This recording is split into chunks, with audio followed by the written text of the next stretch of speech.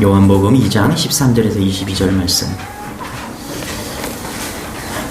제가 한 절 여러분이 한 절 우리 교독하도록 하겠습니다. 유대인의 유월절이 가까운지라 예수께서 예루살렘으로 올라가셨더니 성전 안에서 소와 양과 비둘기 파는 사람들과 돈 바꾸는 사람들이 앉아 있는 것을 보시고 노끈으로 채찍을 만드사 양이나 소를 다 성전에서 내쫓으시고 돈 바꾸는 사람들의 돈을 쏟으시며 상을 엎으시고 이를 파는 사람들에게 이르시되 이것을 여기서 가져가라. 내 아버지의 집으로 장사하는 집을 만들지 말라 하시니 제자들이 성경 말씀에 주의 전을 사모하는 열심히 나를 삼키리라 한 것을 기억하더라.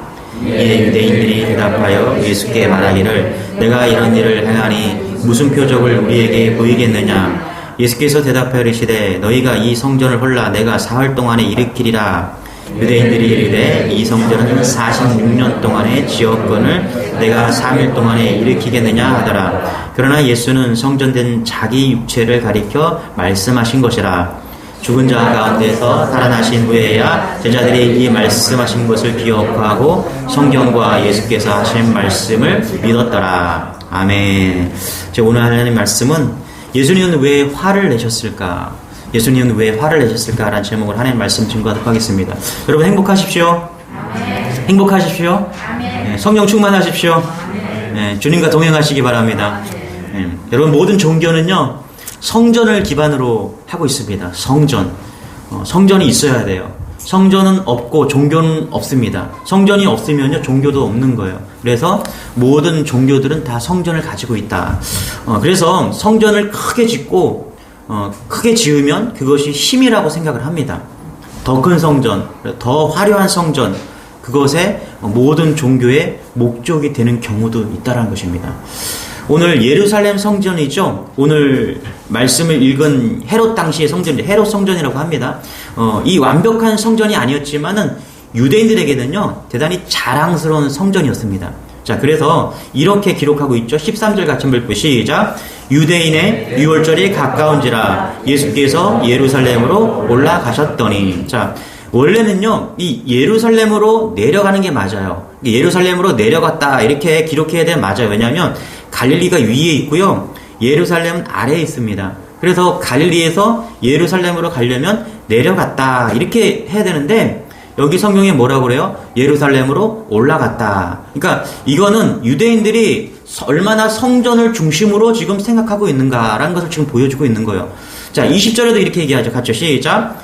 유대인들이 이르되 이 성전은 46년 동안에 지었거늘. 자, 예수님 당시에 무너져 있던 그 예루살렘 성전을요 계속해서 짓고 있었습니다. 46년 동안 짓고 있었어요.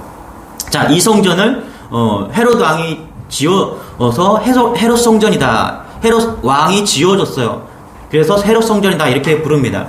여러분 예루살렘 성전은요 솔로몬 왕 때 완공되었습니다. 그래서 솔로몬 성전이라고도 합니다. 솔로몬의 아버지 다윗이 성전을 짓고 싶어서 얼마나 열망했는지 모릅니다. 그런데 준비를 다 해놓고 죽었어요. 그리고 그 아들 솔로몬이 성전을 완성했습니다. 자, 주전 예수님 오시기 전에 959년에 완공이 되었습니다. 그리고 586년에 이 솔로몬 성전이 바벨론에 의해서 파괴가 됩니다. 이게 첫 번째 성전이에요. 그래서 바벨론으로 포로가 가서 이 이스라엘 백성들이 얼마나 성전을 그리워했겠습니까? 그런데 포로로 풀려나고 돌아와서 515년에 다시 제2성전을 짓습니다. 그게 뭐냐면 수룹바벨 성전이에요. 자, 536년에 그죠? 끌려갔다가 516년에 다시 20년 동안 계속 건축을 하게 되는 거죠. 20년 동안 건축한 건데 되게 초라하죠. 작게 보입니다. 그죠? 이게 수룹바벨 성전이다. 자, 그리고 이 성전을 계속해서 가지고 있다가 이 성전도 무너집니다. 그리고 나서 헤롯이 에돔 사람이거든요. 그래서 유대인 사람이 아니에요. 그래서 이 헤롯이 유대인의 환심을 사기 위해서 유대인들은 예루살렘 성전을 되게 중요시하는구나. 그래서 환심을 사기 위해서 헤롯 성전을 지어줍니다. 자, 그래서 엄청난 성전을 짓는 거예요. 지금 솔로몬 성전보다 4배가 큰 그런 화려한 성전을 짓는 거예요. 그래서 그 다음에 볼게요 한번요. 이 성전 나중에 무너져요. 그리고 현재 남아있는 거예요. AD 70년경에 그 지었던 그 성전이 무너지고 지금 이스라엘은 이 통곡의 벽만 남아 있는 거죠. 이쪽에 요만큼이 지금 통곡의 벽으로 남아 있습니다. 다 무너지고 없어진 거예요. 자, 저기 보세요. 저를 보세요. 예수님이 지금 오늘 요한복음에 예수님이 계셨던 상황은요, 세 번째 성전이에요. 거대한 성전. 그 성전을 46년 동안 짓고 있었더라는 거예요. 커서도 천천히 지을 수도 있겠지만은 여러 가지 이제 방해 용소가 있었기 때문에 천천히 지을 수밖에 없는 그런 상황이었죠. 자, 그렇게 성전이 중요했겠죠. 너무너무 성전이 중요했는데 예수님이 오늘 19절에 뭐라고 그러냐면 이렇게 말씀하십니다. 같이 한번 읽고 시작. 예수께서 대답하시되 너희가 이 성전을 헐라. 뭐라고 그래요? 헐으래요. 46년 동안 예루살렘 성전, 너무너무 중요한 성전이죠. 여러분, 성전이 없으면 어떻게 신앙생활을 합니까? 그런데 예수님이 그 애지중지했던 예루살렘 성전을 헐어버리래요. 자, 왜 일이 벌어졌는가? 14절, 15절, 16절 같이 한번 읽고 시작. 성전 안에서 소와 양과 비둘기 파는 사람들과 돈 바꾸는 사람들이 앉아있는 것을 보시고 노끈으로 채찍을 만드사 양이나 소를 다 성전에서 내쫓으시고 돈 바꾸는 사람들의 돈을 쏟으시며 상을 엎으시고 비둘기 파는 사람들에게 이르시되 이것을 여기서 가져가라. 내 아버지의 집으로 장사하는 집을 만들지 말라 하시니. 자, 오늘 본문에 보면 예수님께서 예루살렘 성전 뜰에서 소와 양과 비둘기를 파는 사람들과 그리고 돈을 바꾸는 환정상들을 앉아있는 것을 딱 보았어요. 그리고 노끈으로 채찍을 만들어서 막 휘두르시면서 양과 소와 함께 그 사람들을 성전에서 내어 쫓는다는 거예요. 그리고 환전상들의 그 돈을 쏟아버리고 자판을 엎어버렸다는 거예요. 자, 여기서 우리가 한 가지 물음이 생깁니다. 왜 예수님은 이렇게 화가 나셨을까? 여러분, 예수님께서 화를 내신 기록이 있는데 이게 가장 큰 화를 내신 거라고 말할 수가 있습니다. 왜 예수님은 이스라엘 백성들이 그렇게 애지중지했던 예루살렘 성전을 헐어버리라고 하셨을까? 여러분, 교회의 타락은요, 하나님을 이용해서 나의 욕망을 채우려고 할 때 타락이 시작되는 것입니다. 16절 같이 한번 읽을게요. 다시 시작. 비둘기 파는 사람들에게 이르시되 이것을 여기서 가져가라. 내 아버지의 집으로 장사하는 집을 만들지 말라 하시니. 그러니까 예수님은 성전을 가르쳐서 뭐라고 그래요? 아버지의 집이다 이렇게 얘기합니다. 그러니까 성전은요, 하나님을 아버지를 만나는 곳입니다. 그래서 기도의 집이라고 그러죠. 그런데 이 기도의 집을, 하나님을 만나는 곳을, 이곳을 뭐라고요? 장사하는 곳으로 바꿨다라고 이야기를 하는 거예요. 마가복음 11장 17절 가죠. 시작. 이에 가르쳐 이르시되 기록된 바 내 집은 만민이 기도하는 집이라 칭함을 받으려고 하지 아니하였으냐 너희는 강도의 소굴로 만들었도다 하시매. 자, 보세요. 여러분, 이스라엘 백성들은요, 유월절, 오순절, 장막절, 이게 큰 절기거든요. 이 절기가 되면은 세계 각각으로 흩어져 있던 그런 이스라엘 백성들이 예루살렘으로 예배를 드리러 옵니다. 그러면 예배를 드리기 위해서는 예수님 전이기 때문에 제물이 필요했었어요. 그래서 동물들을 가지고 오는 겁니다. 짐승들을 가지고 오는 거고, 소도 가져오고 양도 가져오고 비둘기도 형편에 맞춰서 그 제물을 가지고 이제 6월절에 오는 거예요. 그런데 여러분, 왜 이 제물을 가지고 옵니까? 그 제물을 드리는 거예요. 그러면은 내가 지은 죄가 있으면은 그 제물을 드림으로 해서 그 죄를 그 제물에게 이양하는 거죠. 양도하는 거예요. 그래서 내 죄가 그 죄에게, 그 동물에게 다 가는 겁니다. 그러면 거기서 제단에서 그 제물을 이제 죽이는 것이죠. 그러면서 피를 흘리고 이렇게 해서 제사를 지내는 거. 그러면 그 동물들이 예를 들어 소를 드렸다, 양을 드렸다 그러면 그 양이 나의 죄를 대신해서 가져가는 거예요.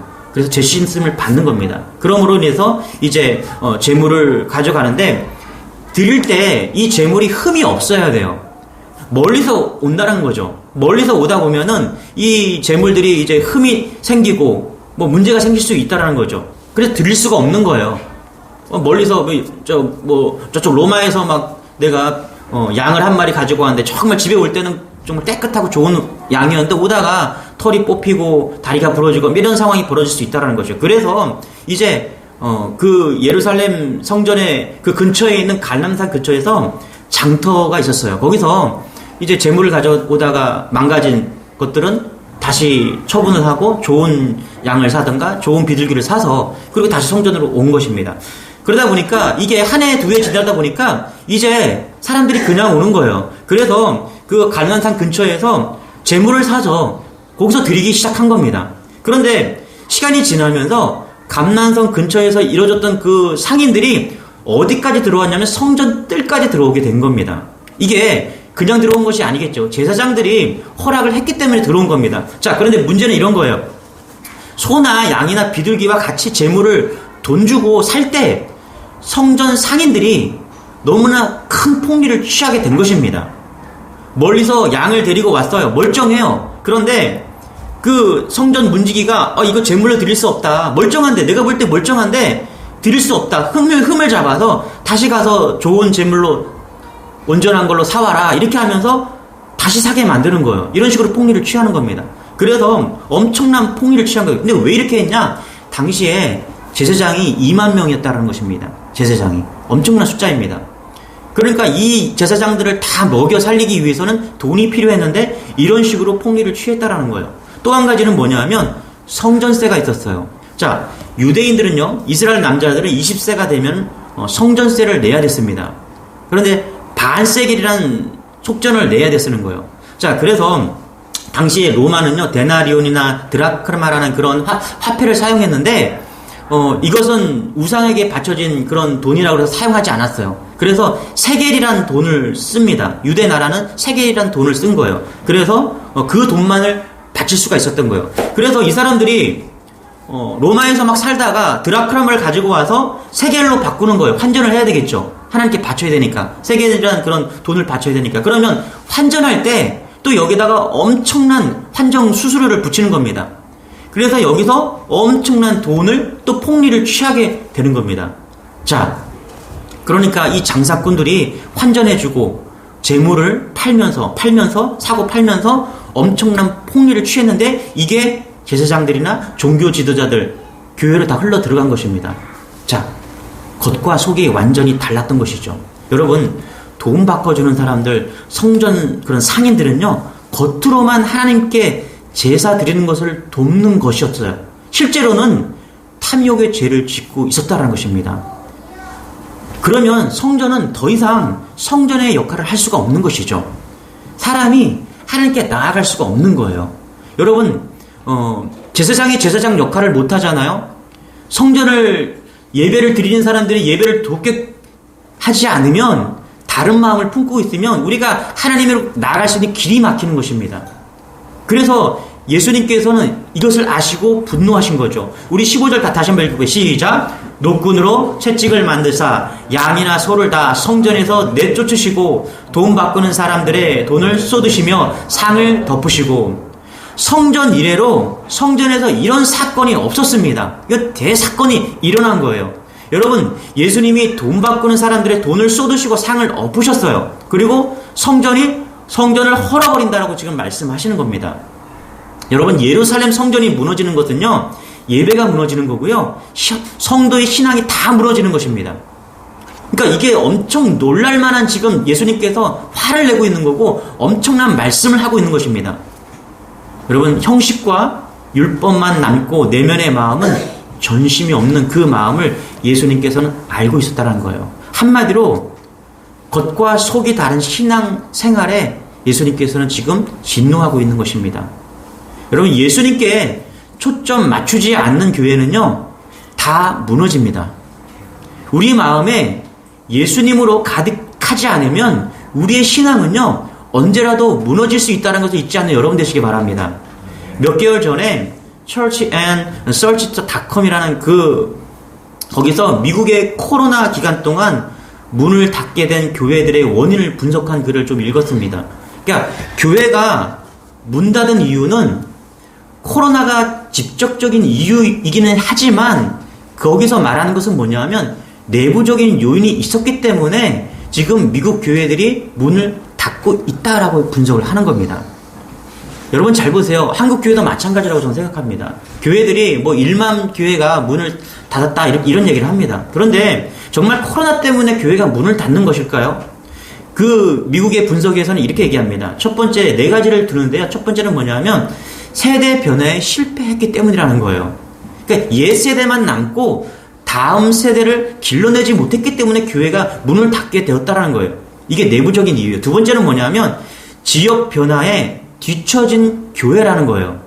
지역의 삶의 형태나 변화에 정응하지 못한 교회, 그 교회의 이유라는 거예요. 세 번째는 뭐냐면 내부 분열이 있던 교회가 무너졌다라는 거예요. 예를 들어서 다툼과 분열이 있을 때마다 성도가 교회를 떠나가고 그 다음에 새 신자들이 정착 못하는 상황들이 계속 벌어졌기 때문이라는 거예요. 이런 교회들이 교회가 무너졌다는 것입니다. 또 네 번째는 뭐냐면 담임 목사의 잦은 교체 때문이라는 거예요. 그러니까 2, 4년마다 담임 목사가 바뀌는 교회들은 그냥 여지없이 교회를 문 닫는 상황이 벌어졌다는 것입니다. 교회 안에 어떤 권력 집단이 있기 때문에 목사가 바뀌었겠죠. 자, 그래서 미국에서 이 철치 앤 서치에서는 뭐라고 그러냐면 교회가 문 닫는 것은 외부적인 코로나가 아니라 실질적으로 내부적인 문제이기 때문에 문을 닫게 되었다라고 보고 있다는 것입니다. 여러분, 교회가 문을 닫는다는 것은요, 끔찍한 일입니다. 그러나 요한복음을 쓸 당시에 여러분, 예루살렘 교회는 다 무너지고 아무것도 없는 파괴된 상황임을 여러분 아시기 바랍니다. 요한복음이 90년에 AD 90년 예수님이 오시고 나서 90년에 쓰여졌어요. 그러니까 아까 그 거대했던 헤롯 성전은요, AD 70년에 무너졌습니다. 20년 후에 요한이 예수님과 함께 제자로 살아보고 그리고 나서 한참 후에 이 요한복음을 기록했는데 그 기록할 당시에는 성전이 없고 아무것도 없는 그런 상태였다는 것이죠.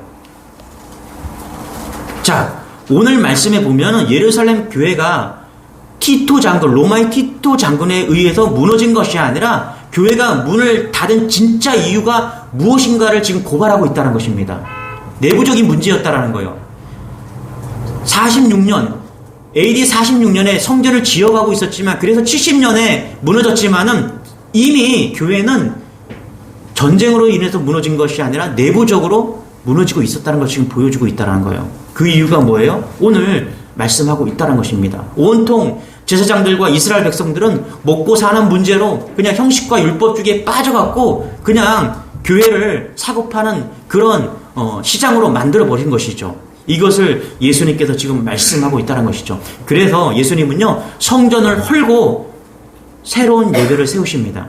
어떤 예배를 세우십니까? 우리 19절입니다. 같이 한번 읽어보시죠. 시작. 예수께서 대답하여 이르시되 너희가 이 성전을 헐라 내가 사흘 동안에 이스키리라. 아멘. 여러분 19절을 기억하시기 바랍니다. 다시 한번 읽어볼게요. 시작. 예수께서 대답하여 이르시되 너희가 이 성전을 헐라 내가 사흘 동안에 일으키리라.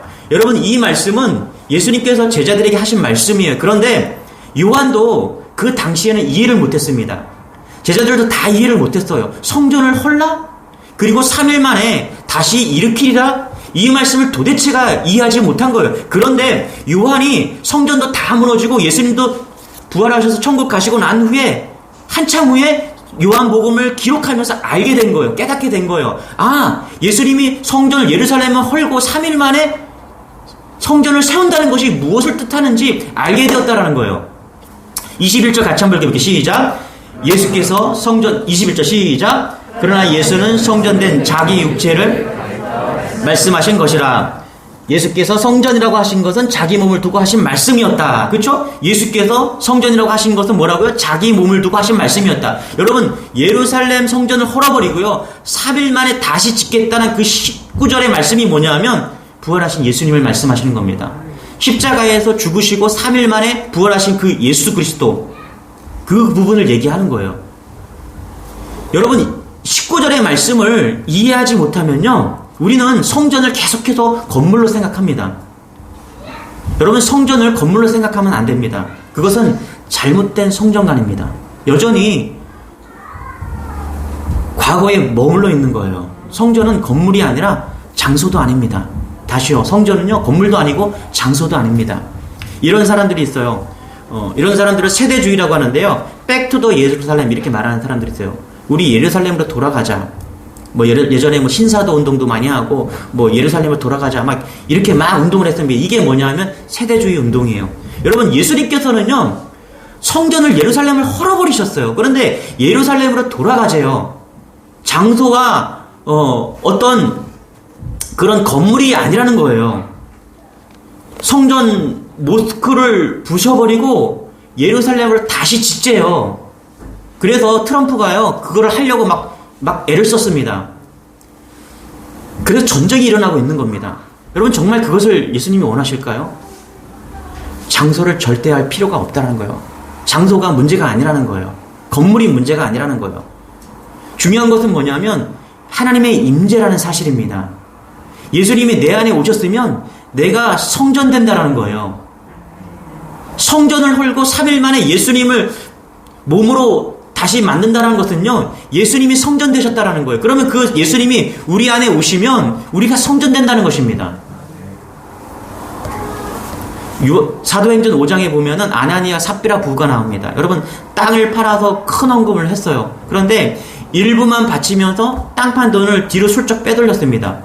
그랬더니 그 부부가 차례로 죽고 맙니다. 하나님이 너무하신 거 아니냐고 이렇게 물을 수 있습니다. 아니, 땅 팔아서 내가 드린다고 했지만 일부는 숨기고 일부는 하나님께 드렸어요. 드렸으면 감사한 거죠. 그런데 그것 때문에 두 부부가 그냥 교회 나왔다가 즉사해버린 거예요. 어떻게 그게 큰 죄냐? 어떻게 헌금한 것, 어떻게든 헌금을 했는데 하나님 왜 이러십니까? 이렇게 물을 수도 있다라는 거예요. 그런데 여러분 아시기 바랍니다. 하나님께서 초대교회를 세울 때 아나니아 삽비라의 그 거짓말을 하나님께서 아주 심각하게 다루셨다라는 거예요. 뭐예요? 중요한 것은 건물이나 이런 장소가 중요한 것이 아니라 우리 마음이 중요하다라는 거예요. 우리 마음에 예수님이 있냐 없냐 이거에 따라서 우리가 성전되고 예배하고 이런 모든 문제들이 지금 드러나고 있다라는 거예요. 여러분, 형식적인 신앙생활이 얼마나 무서운지 이사야 선지자는 이렇게 말합니다. 우리 이사야 1장 11절부터 같이 한번 읽어보세요. 시작. 너희의 무수한 재물이 내게 무엇이 유익하뇨? 나는 순양의 번제와 살찐 짐승의 기름에 배불렀고 나는 숫송아지나 어린 양이나 순염소의 피를 기뻐하지 아니하노라. 너희가 내 앞에 보이러 오니 이것을 누가 너희에게 요구하였느냐? 내 마당만 밟을 뿐이니라. 헛된 재물을 다서 가져오지 말라. 분양은 내가 가증히 여기는 바요. 올삭과 안식일과 대회로 모이는 것도 그러하니 성회와 아울러 악을 행하는 것을 내가 견디지 못하겠노라. 내 마음이 너희의 월삭과 정한 절기를 싫어하나니 그것이 내게 무거운 짐이라. 내가 지기에 곤비하였느니라. 너희가 손을 펼 때 내가 내 눈을 너희에게 가지고 너희가 많이 기도할지라도 내가 듣지 아니하리니 이는 너희의 손에 피가 가득함이라. 여러분, 교회 열심히 다니고요, 예배 잘 드리고 교회의 직분을 가졌기에 신앙생활 잘하고 있다고 생각하는 사람들에게 이사야 말씀은요, 엄청난 큰 충격의 말씀입니다. 하나님께서는요, 겉으로 잘하는 것에 속지 않으십니다. 마음을, 중심을 보신다는 것입니다.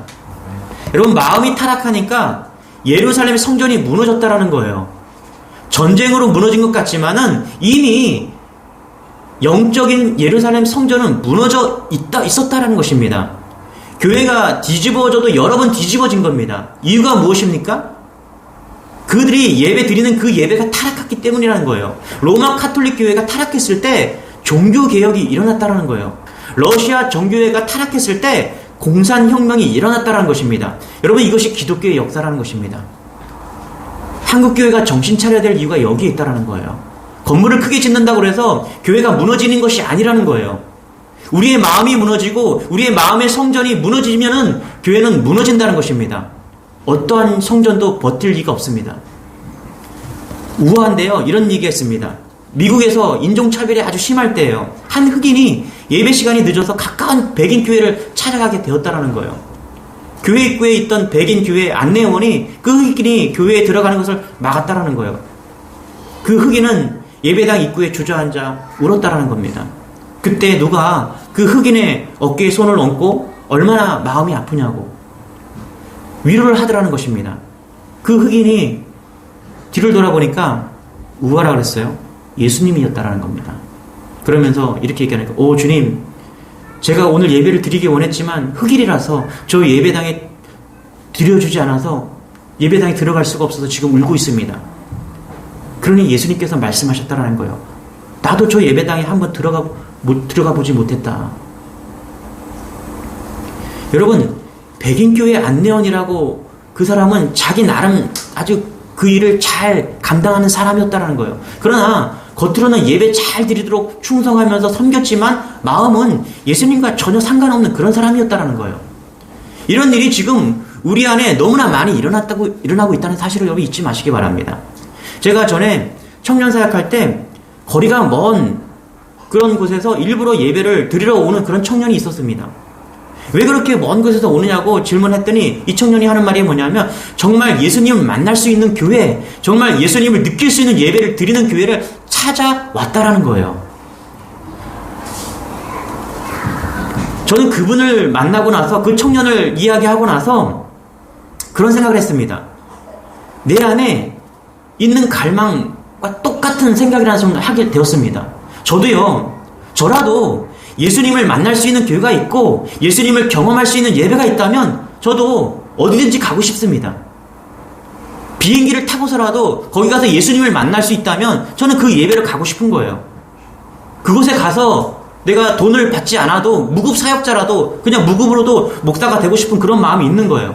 그런데 저는 목사가 되었어요. 저는 어디를 마음대로 갈 수가 없습니다. 그래서 저는요, 제가 섬기는 교회를 예수님의 교회로 예수님의 교회를 세우고 싶은 마음이 든 것입니다. 예수님을 만날 수 있는 예배를 드리고 싶은 거예요. 이게 제 갈망인 것입니다. 오늘 우리가 예배를 드리는데 이곳에 예수님이 없다면 여러분 얼마나 슬픈 일입니까? 여러분 진정 예수님이 주인이시고 머리가 되는 교회에 대한 갈망을 가지길 바랍니다. 정말 예수님이 주인이신 교회를 세워보자는 것입니다. 교회 안에서 예수님보다 사람을 높이는 일을 정말 두려워해야 된다는 것이죠. 교회 안에서 자기를 드러내고 자기를 주장하고 자기의 욕심을 채우려 해서는 안 된다는 것입니다. 교회 직분을 자기의 명예로 여겨서는 안 된다는 거예요. 교회 직분은 종이라는 것입니다. 우리가 조심해야 될 것은요, 교회의 역사나 교인 수, 교회의 건물이나 시설 등을 자랑하는 그런 일이 없어야 된다는 거예요. 예수님께서 뭐라고 그래서 이 성전을 헌대요. 그러면 내가 사흘 만에 다시 세운대요. 이것은 교회는 건물이 아니라 예수님 자신이라는 것을 여러분 잊지 않는 여러분 되시길 바랍니다. 그래서 고린도서 3장 16절에 이렇게 말합니다. 다시요, 시작. 너희가 하나님의 성전인 것과 하나님의 성령이 너희 안에 계시는 것을 알지 못하느냐. 누구든지 하나님의 성전을 더럽히면 하나님이 그 사람을 멸하시니라. 하나님의 성전은 거룩하니 너희도 그러하니라. 저의 목표는요, 성전을 짓는 것이 아닙니다. 여러분, 우리 주님의 교회가 큰 성전을 짓는 것이 목적이 아니에요. 저의 바람은 여러분 한 분 한 분이 성전이 되는 것입니다. 할렐루야. 그런 은혜가 여러분의 길을 소망합니다. 여러분이 한 분 한 분이 성전이 되었고 교회인 것을 사람들은 다 알 것입니다. 그게 꿈이어야 됩니다. 그것이 주님이 원하시는 진정한 교회인 것이죠. 예수님이 주인인 교회는 어떻게 세워집니까? 감시 기구를 만들어서 투표를 해서 사람을 만드는 그런 게 아닙니다. 교인의 한 사람 한 사람이 진정한 성전이 될 때 여러분 주님이 원하시는 교회가 세워지는 것이죠. 여러분 2021년이 엊그제 같은데 아마 벌써 지나가고 1월 중순이 되었어요. 한 살 더 먹은 거예요.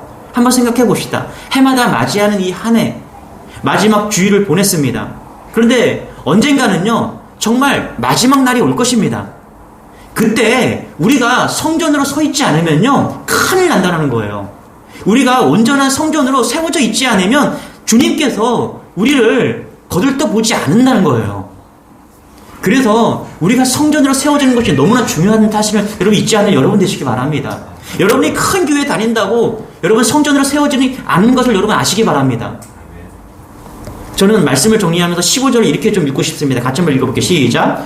노끈으로 채찍을 만드사 양이나 소를 다 성전에서 내쫓으시고 돈 바꾸는 사람들의 돈을 쏟으시며 상을 엎으시고.